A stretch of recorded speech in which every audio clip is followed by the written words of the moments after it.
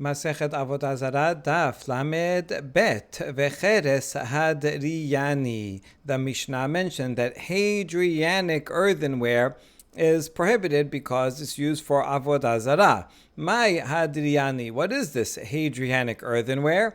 Amar Rav Yehuda Amar Shmuel Cheres Shel Hadrianus Kesar. This is earthenware of Emperor Hadrian. Emperor Hadrian, one of the most famous emperors, he was known as a successful emperor in terms of Roman history, but as a very evil emperor in terms of Jewish history. He was responsible for the Hadrianic persecutions during the time of the Bar Kokhba revolt. In addition to other things he did, he was also known to invent this type of earthenware that was used to flavor water. And this is what he did. Ki atarav dimi amar karka betulaita shelo abada da me'olam abada unta'a veramile lechamra begulfe chivare umaise lehu lechamraihu taberu lehu bechaspe vedaru bahadayu v'chol hechadematu taru lehu v'shatu. So what Hadrian did, or during his time, is what people did, is they found some virgin land that was never tilled, so that it was a very, very rich land, and they planted grapevines in it. And so they got these grapes of the highest quality, and so they made wine out of these grapes, and they put this wine into white jugs, gulfe chivare, white meaning somewhere that they're new, and also that they were very absorbent. There's different things you can do to a jug to make it more absorbent or less absorbent. Usually you'd want it not to absorb, so that it would just hold water, liquid, and not absorb it. If it's for cooking, then you'd have to have some holes in it so that it expands when it's heated. So those actually would absorb more, not because you wanted it to absorb, but because you had to as cooking ware. There's ways that archaeologists can tell if something was used for cooking or not based on that, the density, and otherwise it might be coated or painted, and that would absorb less. These jugs were made white, not painted, nothing added to it, new, so that it will absorb maximum flavor from the wine. That was the whole point. It wasn't really to hold the wine, but specifically to absorb it. And then after they soaked these jugs with the wine for a while, then they emptied them out and broke it into shards, and they would carry the shards around everywhere they went. And then when they would get somewhere and they were thirsty, they would soak the shards into water, and then the taste of that very, very fine wine would go into the water, and they had this delicious flavored water that tasted like very fine wine. A lot easier to carry around shards of pottery than to actually carry around the wine itself. And so this is Hadrianic shards. Amar Rabbi Yoshua ben Levi v'rishon shelanu keshilishi shelahen. Rabbi Yoshua ben Levi says our best wine is equivalent to the third time that you use the Hadrianic earthenware. The first time you use the Hadrianic earthenware, it tastes really good, better than our finest wine, even the second time. By the third time, then already it's pretty diluted, but it still tastes better, as good as our finest wine. So the point is that this Hadrianic earthenware, even though it's just absorbed into the walls, into the spaces of the earthenware, but it's specifically made for that purpose. So just like wine that was used for idolatry itself is prohibited, so too this earthenware is also prohibited. Now, question: what if you want to take some of this earthenware and use it not to flavor water? That for sure would be prohibited, but you want to use it to support the leg of a bed. The bed has legs, it's a little uneven, or you want to put like a coaster on the floor, not to damage the floor, and so you want to use it not for its intended purpose. So you don't care about the wine in it and the taste of it or anything like that. You want to use it for something else. If you want something to exist, but not for the main purpose, but for something else, is that permitted or prohibited? There is a general law. You have to destroy things that are used for idolatry. So would that apply here also? We have to destroy it altogether. Or maybe it just means that you can't use it for the idolatrous purpose. But if you want to just use it for something else, then you can keep it around and you don't have to destroy it. So that's the question. Ta'ashema, Rabbi Elazar v'Rabbi Yochanan, Chad asar v'chad sharev, ilcheta kiman asar. Turns out to be a machloket between two early Amoraim, Rabbi Elazar and Rabbi Yochanan. One of them said prohibited, one of them said allowed. We don't know which one said which. But anyway, the halacha is that it's prohibited to use it even to support the leg of a bed. Now we have a challenge against the opinion that says it's permitted from a baraita that teaches hadar durin veharok ba'ot shel goyim yain shel Yisrael kanus behen asur b'shtiyah mutar behana'a. The challenge is going to be from the continuation of the baraita on the next page. But let's explain this part first. Jugs and wineskins that belong to non-Jews, if a Jew places wine in it, that wine, a Jew cannot drink it, but it's permitted to get benefit out of it. This is based on the opinion of the sages in the Mishnah 2 dapim ago. Ha'id Shimon ben Guda lifnei beno shel Rabban Gamliel al Rabban Gamliel sheshata mimenu be'ako velo hodu lo. Shimon ben Guda testified in front of the son of Rabban Gamliel that Rabban Gamliel drank wine that was kosher wine, but it was in a jug that belonged to non-Jews. In Akko, he drank it, and the other sages said, no, you shouldn't drink it. How could he drink it? He felt that those were vessels that were made just for temporary storage, and therefore did not absorb a lot, did not give much taste to the wine, less than 1 in 60, didn't taste like anything, and therefore was permitted, different from jugs that are used for long-term storage. If it's there for a long time, then more taste will seep into it. So that's what he was thinking, but they disagreed. Okay, that's part one of the Baraita. Nodot shel goyim. Rabban Shimon ben Gamliel omer, mishum Rabbi Yoshua ben Kefusai, אסור לעשות מהן שטיחין לחמור, ואחד עושה בקיומו על-ידי דבר אחר וקטנה דאסור. Here's the question from this part that says wineskins that belong to non-Jews, and so they were used to hold wine, so they have taste of this idolatrous wine in it. Rabban Shimon ben Gamliel says in the name of Rabbi Yoshua ben Kefusai that one is not permitted to make blankets out of those wineskins to cover a donkey, to make like a saddle out of that leather.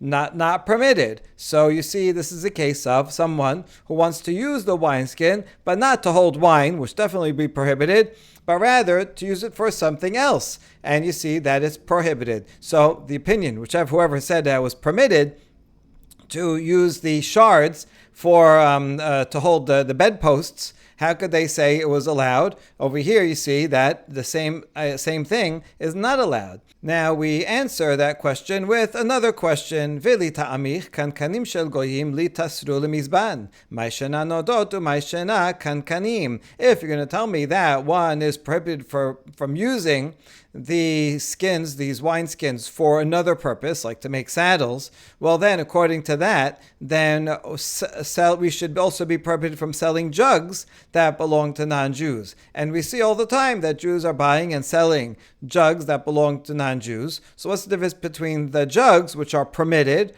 and the wineskins, which now you're telling me that they're not permitted? Amaravai gezerah shema yibaka nodo v'itelenu v'itperenu al gave nodo. Rava explains, no, wineskins are more severe because we're afraid that a Jew's own wineskin might break open, and he's going to want to repair it with a patch. So he's going to use the wineskin that is from a non-Jew. Now the wineskin from the non-Jew already has the taste of idolatrous wine in it, and that would be prohibited to use. That's why it's not allowed. Whereas jugs, if a jug gets a hole in it, you're not going to repair it with another piece of a jug. You just break it, you throw it out. And so there is a reason to be more stringent regarding the wineskins rather than the jugs. Okay,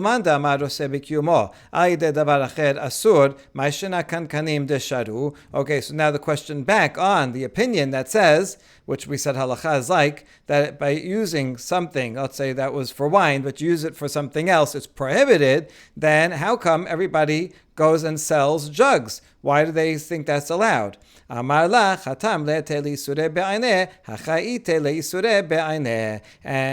answer is, you can say that in that case of the Hadrianic jugs, the substance of the prohibited item is in it. Those are made to be very absorbent, and there's actual wine stuck in the walls of those Hadrianic earthenware, and that's why it's prohibited to use it even for something else like holding up a bed. But we're regarding regular jugs that are made to be as much as possible not absorbent, even if they absorb a little, but there's no actual substance of prohibition in there. There might be a little discoloration, it might be a tiny bit of taste, but it's not anything that's significant. It's just a taste of a taste, and not the substance of the prohibited item itself. And therefore, even the opinion that said that you cannot use Hadrianic jugs, earthenware, for another purpose, still would permit making use of regular jugs. Velo hodu lo. Now we go back to that story about Rabban Gamliel, who allegedly drank from a wineskin that belonged to a non-Jew. We have now a different version of that story. Urmin hi yaina ba berok va'ot shel goyim asur b'shtiya mutar behanaa. Ha'id Shimon ben Guda lifnei beno shel Rabban Gamliel al Rabban Gamliel sheshata menu be'ako vehodu lo. In this version, we have the same law as before, that Jewish wine in a wineskin that belongs to non-Jews, one is not allowed to drink it, but you can get benefit from it. But there is this testimony of Shimon ben Guda. Notice here it says Shimon ben Guda. Above it was from Shimon ben Guda with an aleph. Here, Shimon ben Guda with an aleph, and now it's Guda with an ayin. That'll be important in just a second. He testified in front of to the son of Rabban Gamliel about Rabban Gamliel, that Rabban Gamliel drank from such a wineskin in Akko vehodulo, and they agreed that yes, that's fine. So how do we understand this contradiction? Mai lo hodulo de kamaratam kol siato aval beno modele. The contradiction is solved by saying that the previous version of the story, when it says they did not agree, that's talking about his colleagues. They said, no, you shouldn't do that, Rabban Gamliel. So the wineskin of non-Jews, so it's not appropriate. But his son, Hodu, he agreed to it. He said, it's okay what my father did. It was only a temporary storage there, and it didn't absorb anything, so it's okay. Or maybe it's two different stories. One person named Guda with an aleph, another person named Guda with an ayin, and they had different recordings of that episode. Ve'orot levuvin. Back to the Mishnah that says a hide that was, you can tell that it was used for, that animal was used for idolatry because they tore out the place where the heart would be on the hide.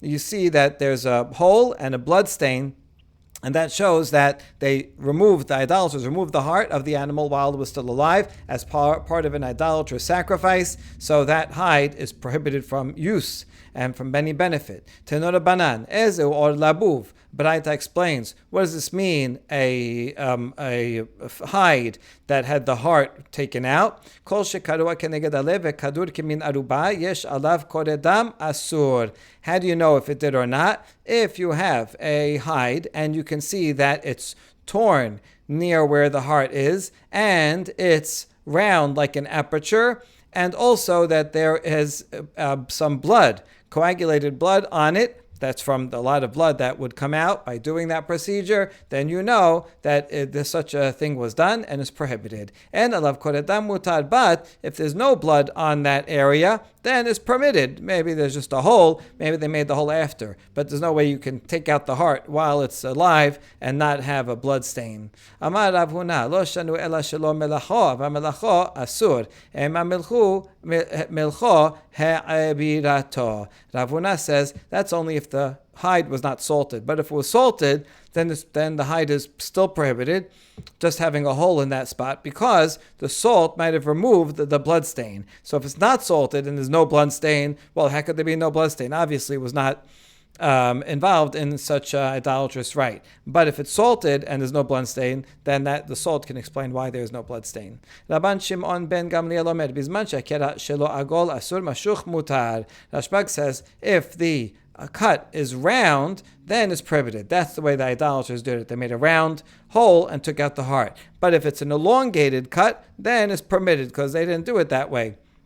Amar Rav Yosef, Amar Rav Yehuda, Amar Shemuel, Halacha Keraban Shimon ben Gamliel. Shemuel said, Halacha follows Rashbag, which is a leniency, because it's only prohibited if it's a round hole, not if it's an elongated hole. Amar le Abaye, Halacha Mikela de Pligi. Abaye asks Rav Yosef, why do you have to teach me that halacha is like Rashbag? Are you implying that there's someone who disagrees? It's true, Rashbag gives an opinion, but sometimes when you have stam and then an opinion, does that mean that the Tanna Kama disagrees? Or maybe Rashbag is just clarifying. Oh, by the way, here's just clarifying what the definition is. So Abai is asking, so are you trying to tell me that Tanna Kama would disagree and be more machmir and say even if it's an elongated hole, still the height is prohibited? And Rav Yosef answered, what difference does it make? I told you halacha is like Rashbag, so you're going to follow Rashbag no matter what. What does it matter if Rashbag is the only opinion, or if someone else disagrees with them? Doesn't matter, you're still going to follow Rashbag because halacha is like him. Amar le Gemara gemor zimor tatehe. So Abaye said, what? Do you think that learning lessons should be like singing a song?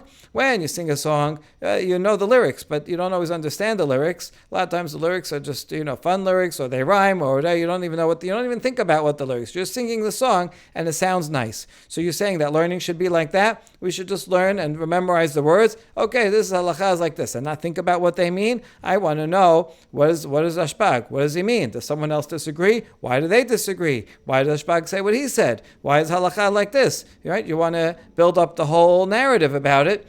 Build up all the arguments. So this is not just a song that we just recite Torah like a song. I want to understand, even though for practical application there's going to be no difference. We're going to follow Rashbag, but I want to know for the purpose of learning. Basar nichnas la'avoda zara mutar.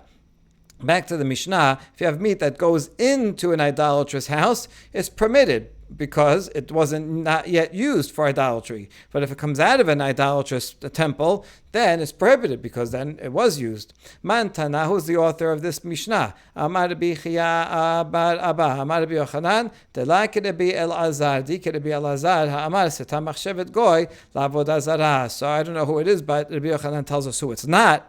It's not Rabbi Elazar, because Rabbi Elazar says that when an idolater does something, even without specifically saying that it's for Avodah Zara, it's assumed that it's for Avodah Zara. Therefore, even when he slaughters the animal outside the temple, before he brings the meat in, we should assume that the idolatrous slaughterer slaughtered it with intention for Avodah Zara, even the slaughtering.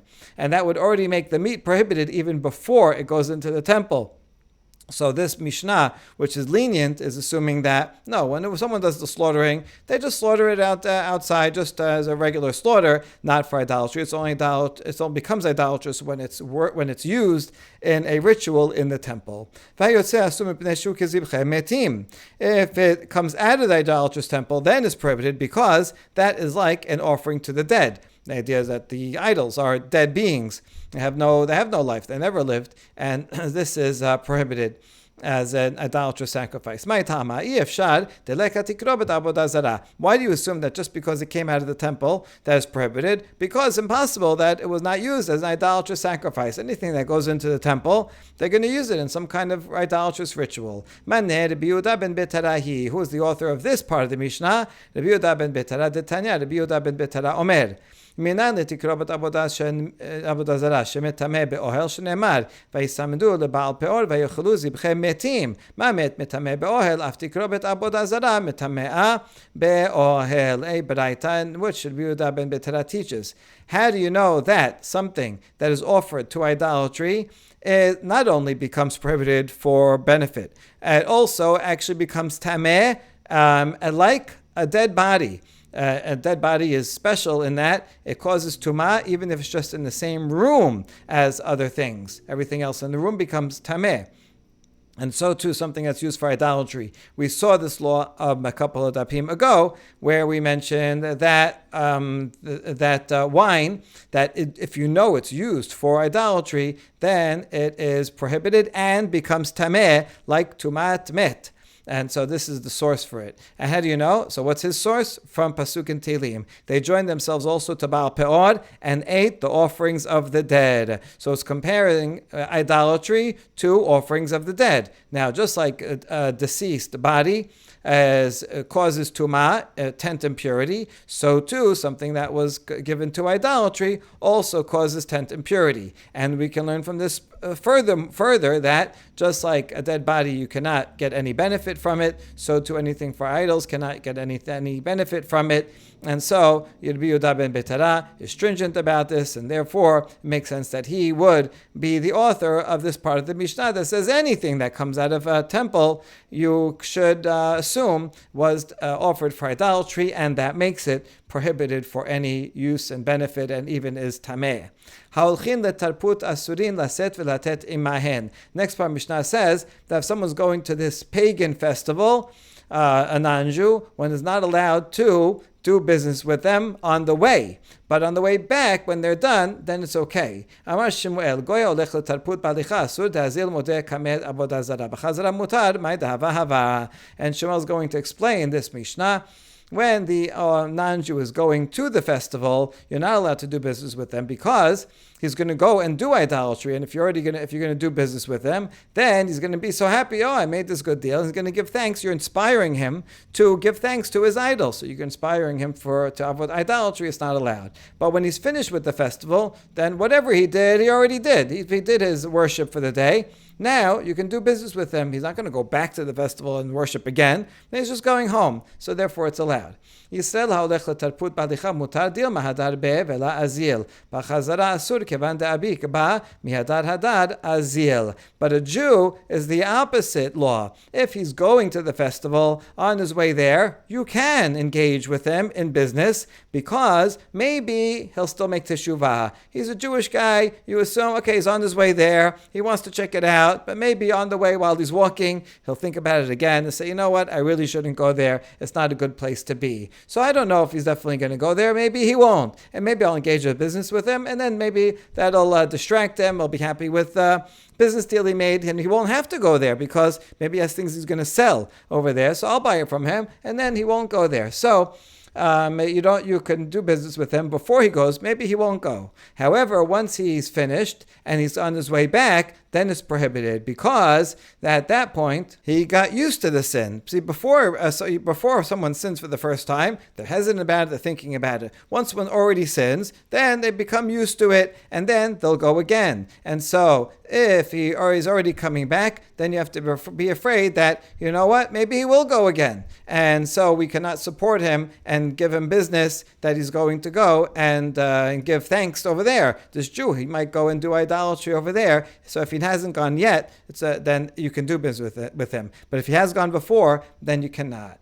V'hatanya, Yisrael haolech letarput, ben balicha, ben b'chazara asur. Wait a second, we have a contradiction because there's a braita that says a Jew that went to a idolatrous festival, whether on his way there or on his way back, it's prohibited. Even on the way there, it's prohibited. Ki amar Rav Ashi, ki tanya hi b'Yisrael mishumad devadai azil. Rav Ashi explains that this braita is talking about an apostate Jew. He'd already finished with all the Jewish laws and doesn't follow them. He doesn't care about them. He's an apostate, and therefore he's definitely going to go. So then that would be prohibited on his way there or on his way back. On his way there, you know he's going to go because he's an apostate. He doesn't care about Jewish law. So then you can't give him business, and then he's going to be happy and go worship an idol. So that would be the same for a Jew and a non-Jew on the way. Apostate Jew and a non-Jew would be the same. You cannot give him any business on the way there nor on the way back because he can go back. Tenor banan goy haolech liyarid ben balicha ben b'chazara mutar.